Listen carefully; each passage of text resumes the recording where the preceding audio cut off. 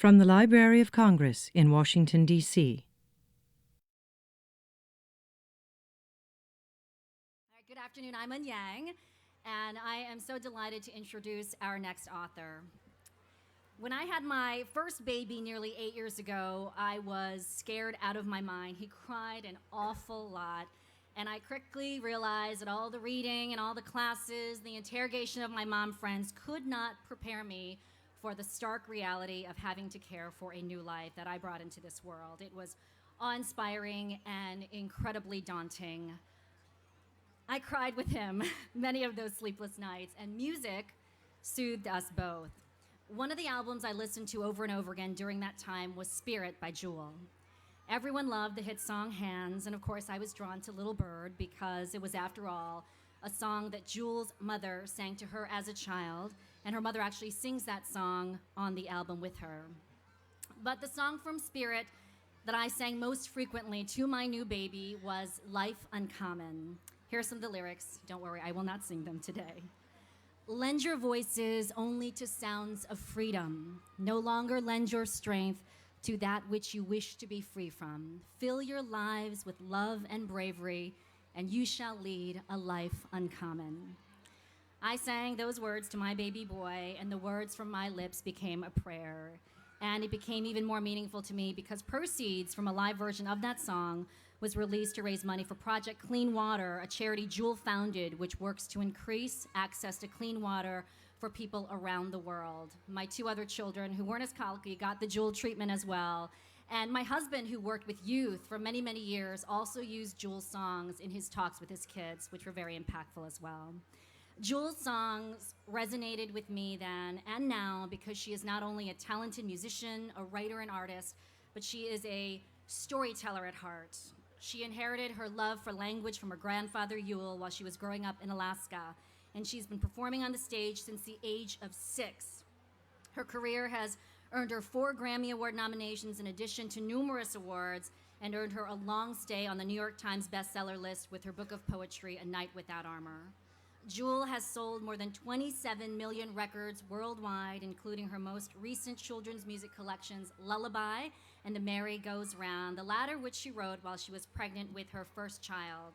Her baby Case is now 1, and she has found more inspiration in her writing from her beautiful son. Her new book, That's What I Do, was written as a celebration of her newborn son in the form of a lullaby. Lending her voice to us today, ladies and gentlemen, and kids, Jule.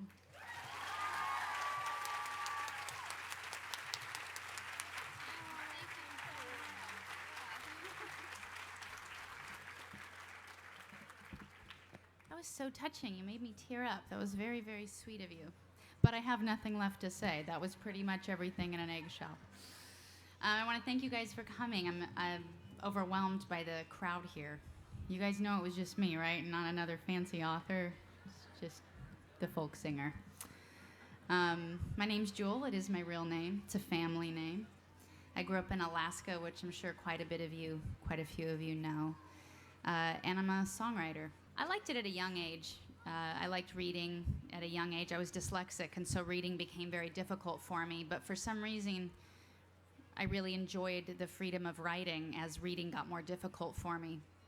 I think I started writing my first little poems when I was maybe 6 or 7, just trying to liken the heck. I'm trying to remember what I wrote about. I remember writing that a cloud looked like a lamb, and that was mind-blowing to me that I could draw a comparison. As I got older, I started turning to writing. I had sort of a difficult childhood, and writing made me feel less alone. It made me feel like I had a way of keeping track of myself. It made me feel like there was one place in the world I didn't lie, and it was important. I really felt like I was losing track of myself. I had a very difficult childhood, and I really credit writing with helping me survive that and not turn to other more destructive outlets. I was inspired by writers. I overcame and developed my own little system for reading, and fell in love with reading and was quite an avid reader. reading everything from the classics to poets. And I think the writers that really touched me were the honest ones. At a young age, I liked Bukowski and Anais Nin, which you'd think are terrible role models for a young adolescent girl, because they're a bit racy. But it wasn't really what they were writing about. It was the fact that they had the courage to be honest. They didn't use art as propaganda to make themselves seem any better than they were. And for a girl that felt terribly flawed, it was nice to feel like I wasn't the only one that felt flawed, and that you could actually be honest about it. You didn't have to hide it or cover it up. And I made a pact with myself that I would always try and be as honest as I could in my writing, which wasn't that courageous because I only wrote for myself. I had no thought that anybody would ever read my writing or like my writing one day. But it developed a habit for me of writing and trying to be honest, and it was something I just really, really fell in love with.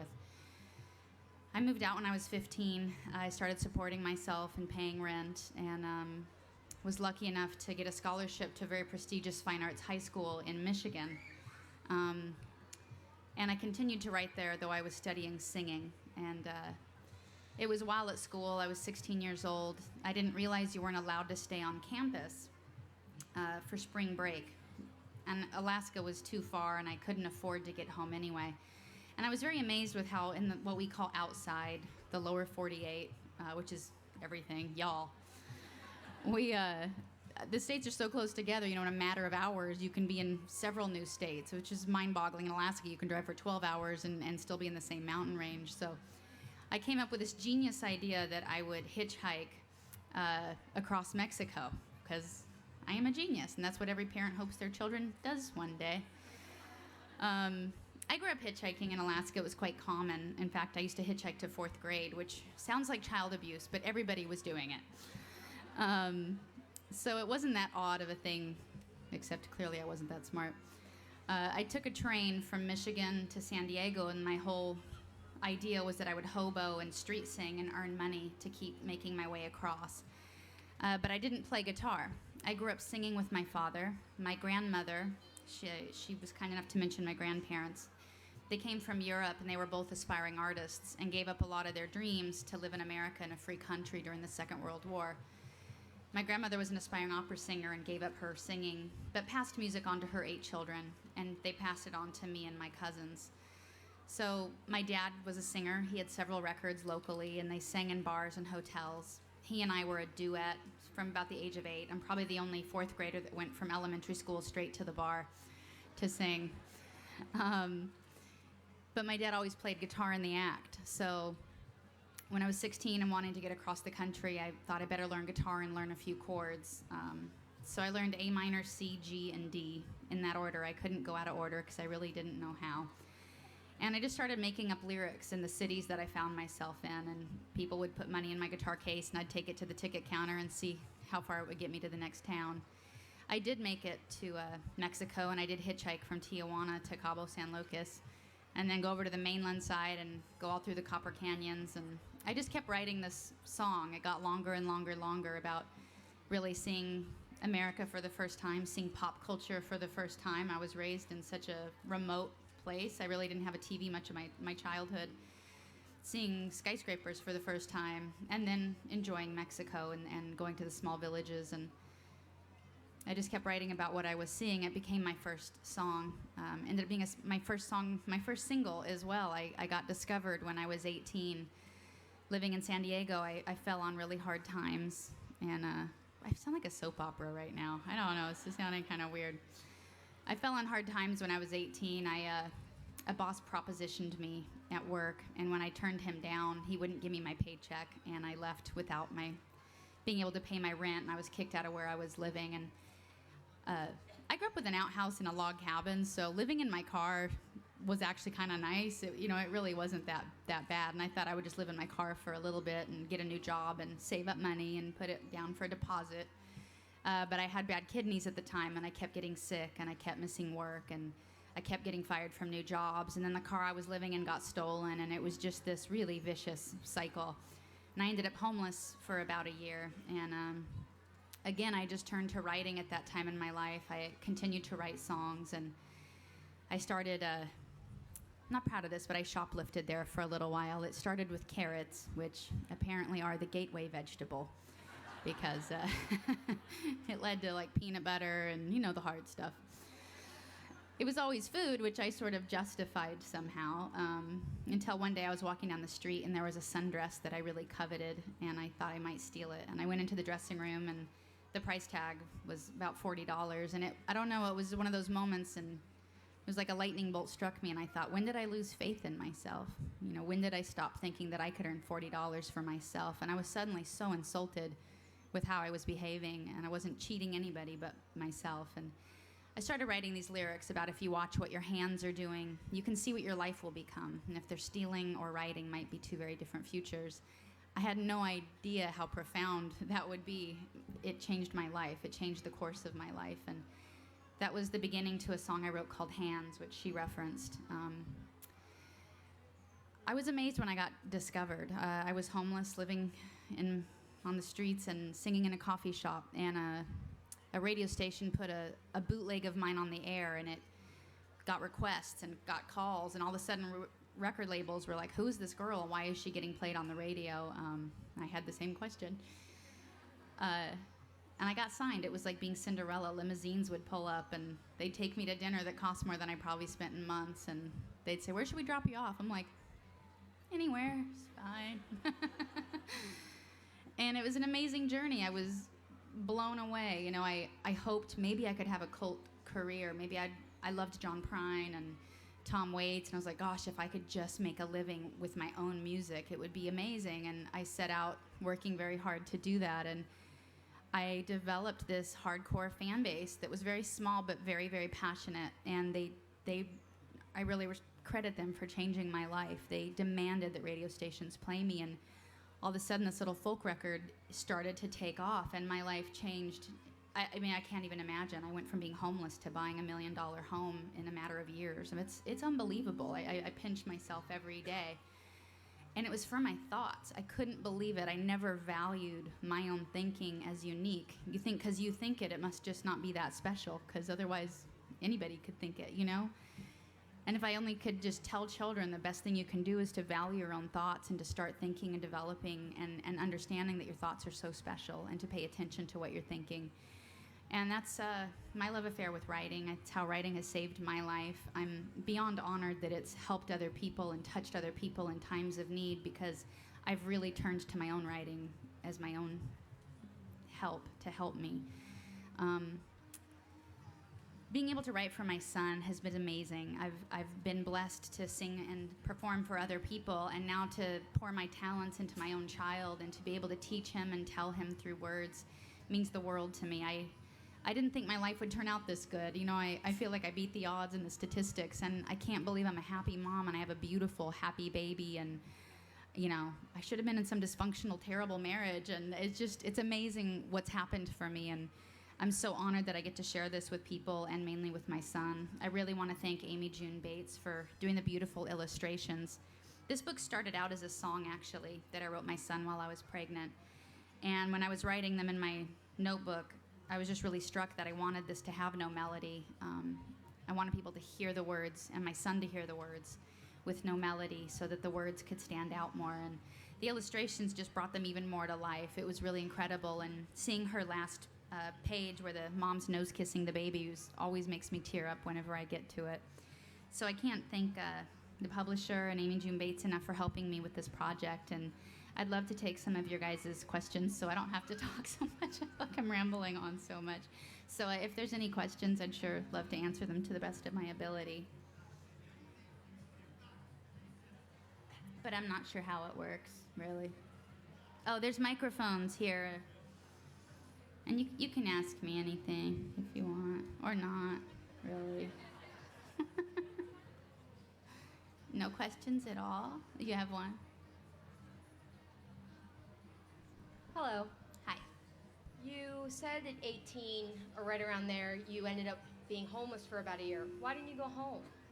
That's a great question. Probably goes back to why did I move out at 15? Home wasn't very great. My dad and I are pretty close now. My mom left when I was 8, and then my dad took over raising us, but it was difficult for him, and that's difficult for me. I don't know. I never thought about it. I never thought about going home. I just was on my own, and that's how it was. In a lot of ways, it was good for me. I think when you know you're on your own, you roll up your sleeves and you figure out solutions. And I definitely was a scrapper. And I think that really served me well in my career, because in the music business, or any business, I'm sure, you really have to learn to stand up for yourself. You have to learn to fight for what's right. You have to learn how to support your own vision. And I think that those hard times, while I don't wish them on anybody, really made me to the kind of person I am. It'll either ruin you or make you stronger, and that's how life is. But yeah, I don't know why. I'm sure, if things really got down, I never thought it was that bad, honestly. Like I said, I grew up, in a saddle barn with no plumbing. Peeing in people's lawns, in Pacific Beach, San Diego, where I surfed every day, was no problem for me. That'll end up a quote. Yeah. Well, thank you. Thanks. What's your favorite color? My favorite color? It's so hard to pick. I'm too much of a Gemini. I like every single color. What's yours? Mine's pink. Pink. That's a good favorite color to have. Thank you. It's nice to meet you. Hello. Hi. What do you think has inspired you in the past and inspires you currently to write songs? I mean, your evolution of that. What do you think about that? Gosh. I always just found inspiration by living, I guess. I grew up bar singing, and I loved people. I really liked to study and watch people.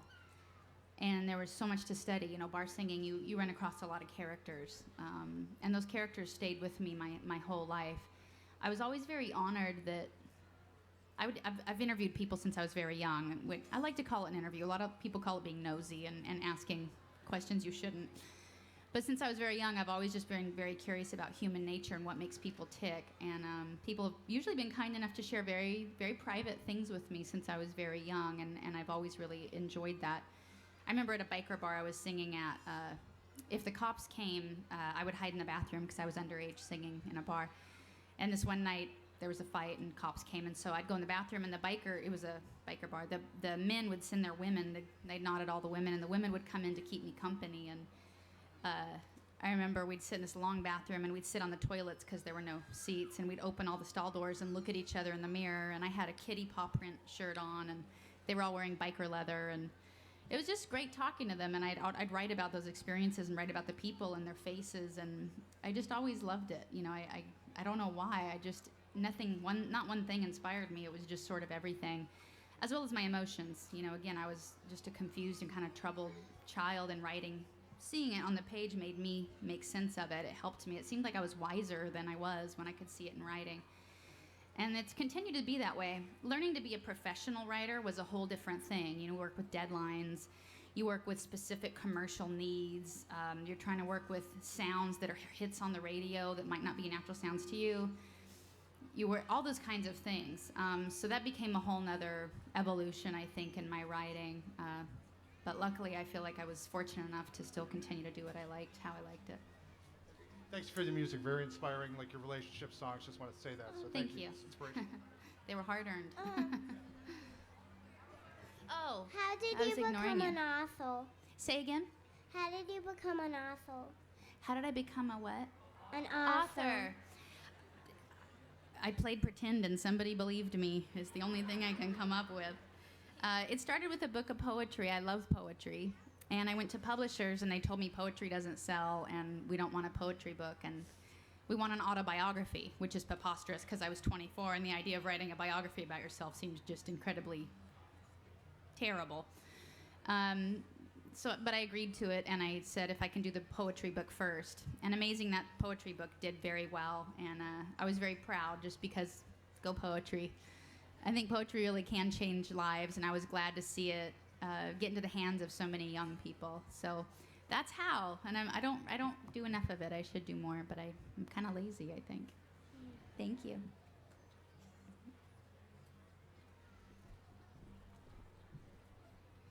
Hi. My question is about your music. You've kind of explored a lot of different genres, and I was wondering if there was another album coming up and what area you'd like to explore with that.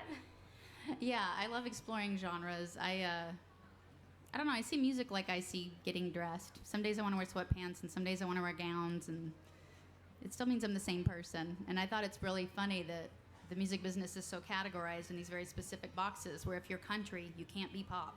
And if you write pop, you can't be folk. And I don't think people experience music that way. You know, I know as a music fan, I listen to Johnny Cash as much as I listen to Bob Dylan, as much as I listen to Britney Spears. I like all of it. And so my writing really reflects that. There is a standards type of record. I loved Cole Porter a lot as a kid, and so he really inspired me to be a songwriter, and there's a lot of stuff I write like that I haven't had a chance to get out. So that would definitely be something I'd like to do in the future. I don't have any hip-hop plans, but don't count me out. Thank you. Thanks. Go ahead. I have a friend that's an aspiring singer-songwriter. What would you say would be your best advice to her? A couple pieces of advice. One's to examine why she wants to do it. If it's for the love of the craft or to be famous, both are fine, but it's better to know which one you're going after, because you have to make about 20 decisions a day that'll support one or the other. And they're not always, sometimes they're mutually exclusive and sometimes they're not. The other thing I can say is the music business has changed a lot, and musicians have very little leverage and very little power. Even though we're what people come to see if we're successful, the business is right now designed where we're actually not going to make very much money. And I know artists that have sold millions of records and then been dropped, and they don't really have any money because it costs so much to make the records, it costs so much to make the videos, it costs so much to tour. You owe all that money back. It's like having a bank. And a lot of people don't really understand how that business works. And so the more leverage you can have coming into the business, the better, which means having your own fan base developed. If you already have your own fan base, the record label doesn't have as much right to take as much of your money. So all I can say is be good, be talented, work on your craft, and really practice and be good is the number one step. But number two is use the social media and use touring and use getting out there to try and develop some buzz, because that'll what help give you an edge to get signed, much less hopefully to have some leverage in your negotiating. It's kind of a technical answer, but thanks. Thank you. Hi. I have a question and also a request. Yeah. I'm also from Alaska. I grew up there, and love to tell my daughter stories about growing up and ice skating to school and sledding and stuff. So my request is that someday if you can write down your thoughts or share your experiences as a child growing up in Alaska. I know we would buy the book, so. Thank you. But I also just wanted to thank you. You've been wonderful, and I've experienced you on so many levels, and I'm looking forward to sharing you with my kids. Thank you. I wrote quite a bit in a book called Chasing Down the Dawn, the one that was supposed to be a biography. It ended up just sort of being prose and memoirs. And a lot of it was about growing up in Alaska and my experiences being raised on the homestead. So there's quite a bit of that in there, although it isn't exclusively. Yeah. Hi, Jewel. I just wanted to say thank you for your words. It got me through a lot in my life, and I was wondering what your plans are for your child. Like, what do you hope that he'll get out of life? Since yours was kind of difficult to begin with, but you're so fortunate now, so. Well, I have it all mapped out for him. No, I don't. It's interesting, you know, just to be really honest, I never thought that I would have money and raise a child. And that's an odd thing to think about. Being raised really poor, my dad couldn't spoil me, and so I never resented him. It's just you felt like you were pitching in. You were all a team, and you're all kind of getting through it. It's weird now to be able to say, I can afford giving you an iPod, but I don't want to give you an iPod, and what kind of psychological dynamic does that create? It's such a different paradigm than I ever thought I'd be facing as a parent.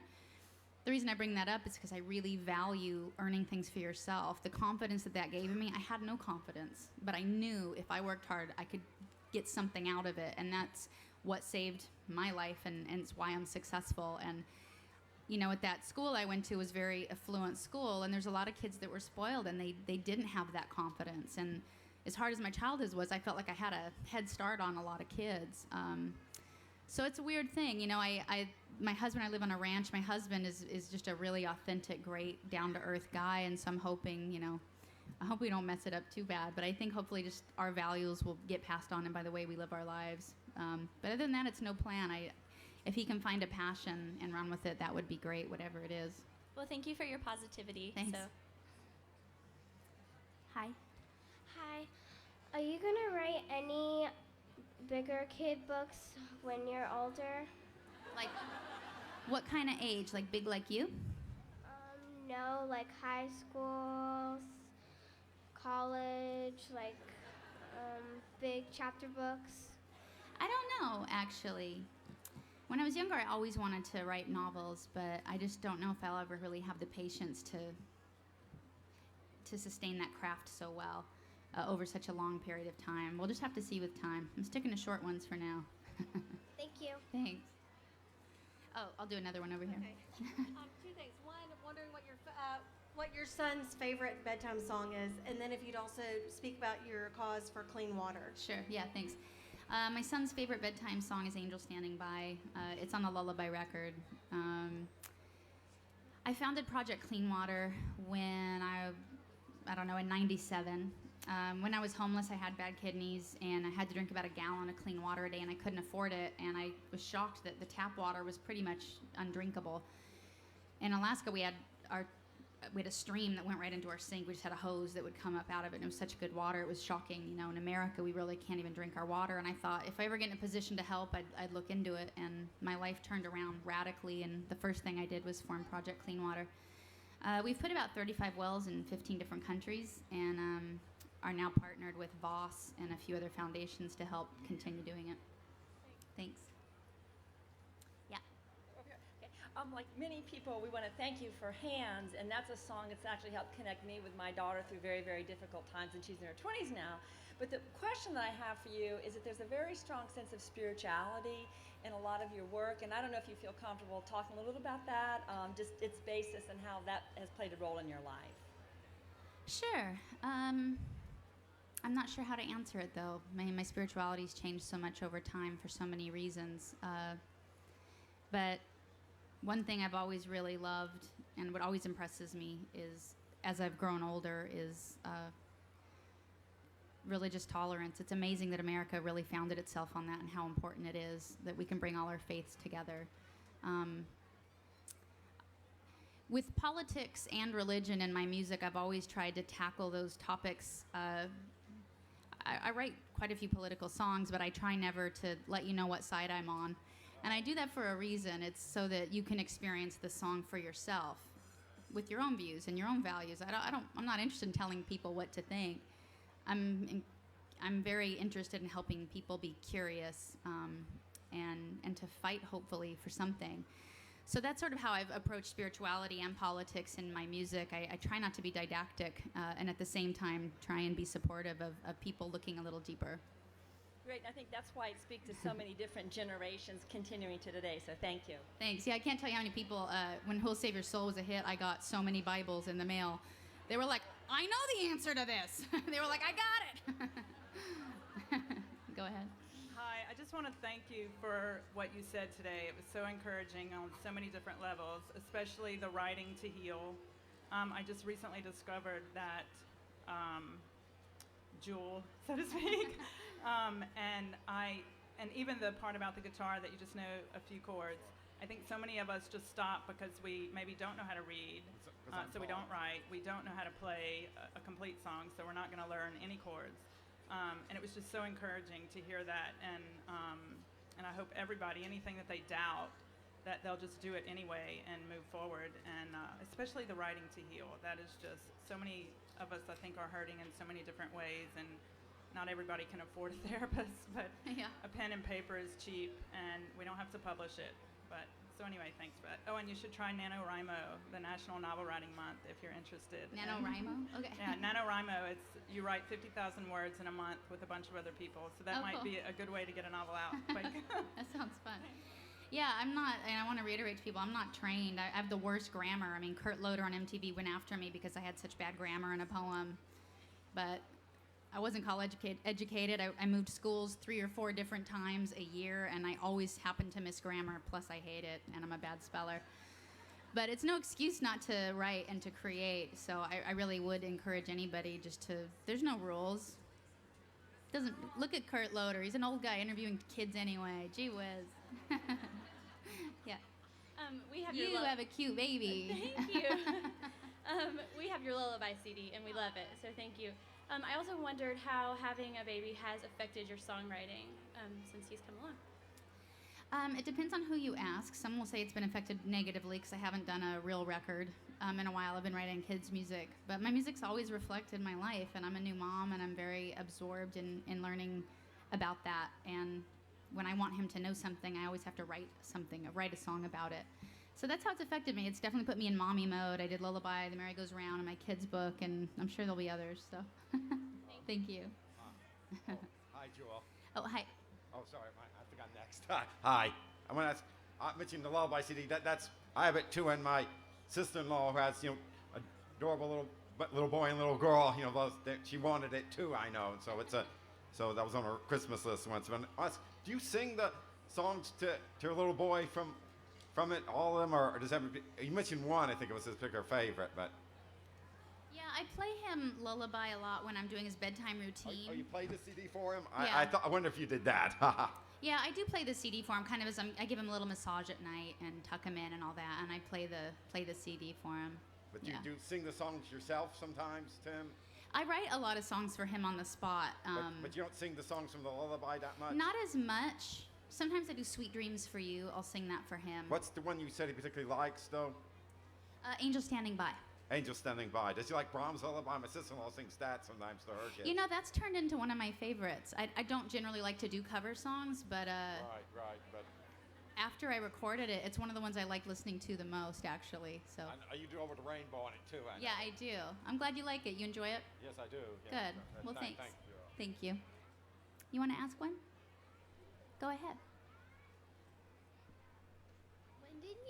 When did you first start thinking about writing a song? When did I first think about writing a song?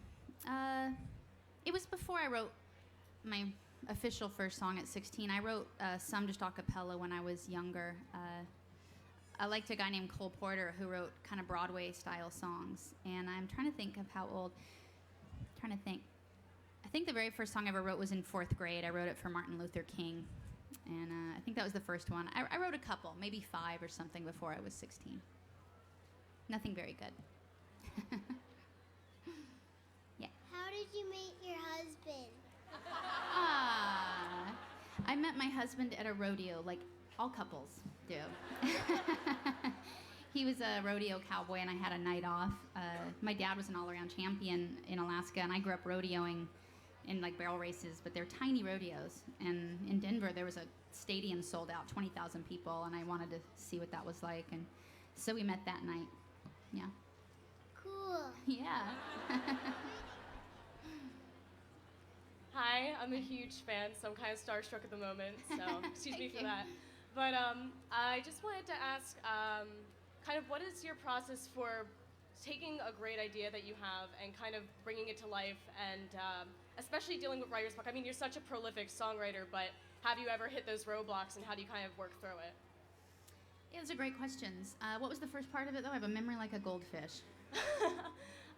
Like taking an idea that you have, so like yeah. maybe like a hook that you have, and kind of like working it into a full song. Right. Songs come to me in all kinds of ways. Sometimes I have a hook or a title, and I'll use that as my compass. If I think it's that good of a hook, you just try and make the rest of the song not disappoint it. A lot of times I write with no idea. I have no idea what the song's about. I have a song named Louisa and Her Blue Guitar, and it says, "A naked thigh has much to talk about if it's just approached right." That's a very weird, kind of provocative first line. I had no idea what it was about, and I just kept adding more words, and it gets revealed to me as the song goes on, and but I had no idea. It's not like I sat down to write a song about somebody that's compromising everything for male attention. It's not like I set out to do that. It just sort of, it's sort of like if you go on a hike and you see a beautiful trail, and you're like, I wonder where that leads, and you just start walking down the trail, and it reveals itself to you. With writing, I really feel like if I have a strong emotion, I just try not to dilute it, and that's my job, is just not to dilute it. If I can make you feel what I'm feeling is strong, if I'm feeling desperate and I can make you feel that exact same desperate yearning, then I did my job. If each word keeps the potency alive, then that's the right word. And if it dilutes it, and when somebody hears it, it's just kind of like a so-so feeling, I know I let it down. And that's sort of how I go about it. It's probably not very technical, but that's kind of how I go about it. And what was the second part? I forgot already. That was the bulk of the first question. Oh, prolific, right. Yeah, because Yeah. I doubt that you have too many poems, because as you said, you're kind of able to work through it just by kind of going with your feeling for it. Can I ask a quick second question? I want to address the writer's block really quick. I get asked about writer's block a lot, and I really think writer's block comes down to judgment. I'd be curious. I've never talked to other writers about it, but you can always write. I mean, unless you're physically incapable of putting something on a paper or on a screen or in your head, you are able to write. I think it's when you start judging it and you think what you're not writing is good. And when you become a judger, it's like having a child. They know that, and they know they're not safe. And they don't want to show up because they're not safe. So I feel like just try not to judge what you're writing. I liken writing to mining for gold. If you just put the work in every day, you're going to get a nugget sometime. Not every day. And so a lot of times I just get dirt. And they're just silly songs, or they're not that good, or they're just so-so. But it doesn't matter. I mean, they deserve their little time and space. And sometimes you'll stumble across a really good one. So my advice for writer's block is just to write and try and stop judging what you're doing. Thank you so much. Thanks. Have a great one. Hi.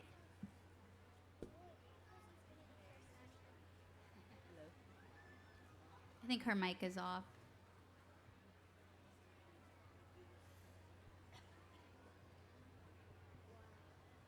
I'll go over here till they fix that one. Hi, guys.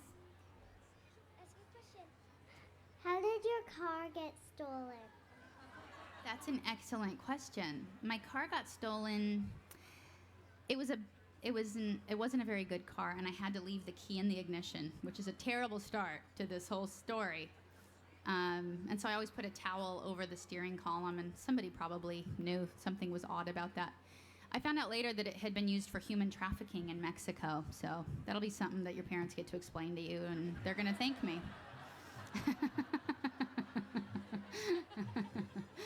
Oh, Lord. Go ahead. We wanted to know if you didn't become a songwriter and an author, what would you probably be? I don't know. I didn't have many prospects. I wasn't college educated, so I don't know really. Probably waitressing and bartending and jobs like that, most likely. Or in Alaska, a lot of people just live in Alaska. You kind of just live to get by. You have your own cattle and your own fish, and you just sort of live off the land, which probably what I would have ended up doing. Okay, Thank you. Is it working? Not yet? It sounds like it's working. Go ahead and try. Or not. Hello. Oh, hi. I hear you faintly. Okay. I love your music, and Thank I love you. your tweets.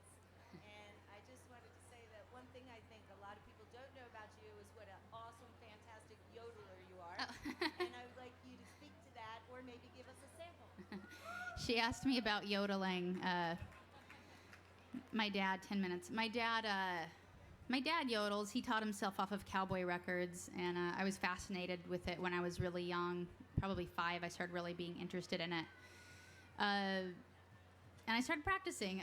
My dad wouldn't teach me because he thought I was too young to have the vocal control or whatever, but I was determined to prove him wrong, and it made me quite unpopular as a kindergartner because it's not pretty to learn. But it's mostly just tongue twisters, and just learn to control your voice. And maybe at the end I'll yodel, because if I did it now, it'd be a riot, So, thanks. Hi. Hi, what's your favorite song? That I wrote? Or just of all time? Of all time. Oh, Lord. I don't know. I really don't know. I don't know how to pick. It's so hard. Do you have a favorite song? You don't? It's hard, right? You asked a tough question. But, no, I just can't do it. I don't know. I'm going to have to think about it. I'll tweet it later if I can come up with a good one. Thank you. I listen to your songs a lot for bedtime. You do? I love that. I love that I get to sing you to sleep. Well, it was nice meeting you. Did you have a question? You just wanted to say that? I just wanted to say that. Well, I really appreciate it. Thank you for sharing that with me. Hi. Did your publishers, editors make you put things in you didn't want to put in your book, or take things out you wanted to leave in your book, or change the drawings? With this book? No, this is exactly pretty much how the song is. The chorus even repeats itself in here. I did include the song in the book so you can hear the song as well, but no, it was great. You know, again, children's book isn't, you know, my wheelhouse, so I definitely took a lot of the advice. There's a lot of these songs I'd like to turn into a children's book, and my editor felt like this was the best one to start with, so you know, I think it's great when you're on a team to take their advice, but they haven't really tried to change it. And you know, I loved Amy's drawings and felt like they were whimsical but still had a lot of heart and were still very nostalgic, and I knew she was the right illustrator, and I just let her do her thing. It really came together easily. So you didn't say, I want this illustration to look any different or anything at all. You just said that looks Nope. good. No, it was really easy. The lyrics were already done, and Amy did her thing, and that was it. Stress-free. Thank you. Thanks. Yeah. What do you plan on doing for the future? Gosh, that's a great question. I think I'll always write and I'll always sing and make records. I'm not sure how I'll do that. I've been working from home more. I live in a remote place, and I have a studio there, and I made Lullaby and The Merry Goes Round at home because I'm trying not to travel as much with the baby. I think I'll tour again a little, and I can bring the baby along at some point. He'll be old enough. I'd like to make non-children's records again, but to have a record out on a major label takes so much work. I mean, it's 3 or 4 months of just going to radio stations asking them to play your songs. Not that they will, you just ask them if they will, you hope, and you play for them, and then you have to do a big world tour, and then you have to do a lot of media and television shows, and I don't know how I'm going to do that as a new mom. I know a lot of moms do it that are in my business, but I just don't know. I don't know if I got it in me, honestly. So I don't know if I'm going to release them independently and just let them be smaller records, or if I'll do another major record release. I haven't figured it out yet. Thank you. You have a question? Could you sing one of your songs? I could sing, which one would you like? Sweet of you. Oh, Lord. I don't know why that embarrasses me. It's what I do. Gosh, now I'm blanking totally. Like, what kind of song? Like one of the kids' songs? I'm putting it back on you, brother. Any. Anyone? I can sing part of this one, but I have to think of the words. Hold on. I draw a blank. Okay. I'll sing you part of this one. If I own the sky, I'd tell you what I'd do. Gather up the clouds and leave only the blue. If I had the sun, I'd put yellow in a brush and paint you a portrait that you could feel and touch. The sun would hit your face from my picture filled with light, and as darkness came, that canvas would fill up with night. That's what I'd do, do, do, do, do. 'Cause I love you, you, you, you, you.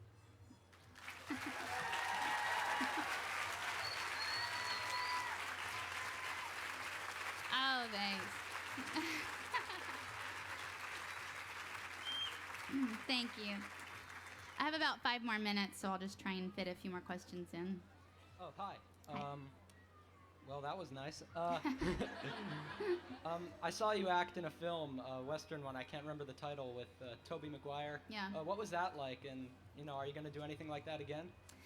It was called Ride with the Devil, and it was really a big honor. I was so nervous when I started filming it, because I don't really act.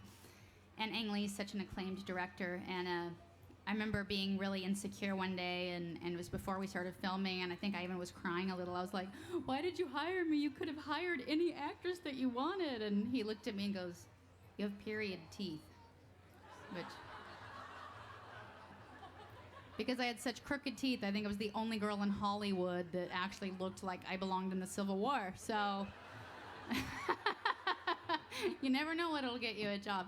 I did just get to play June Carter Cash. There's a new movie coming out on Lifetime about her life as a comedian and as a songwriter. She wrote The Ring of Fire, which a lot of people don't know.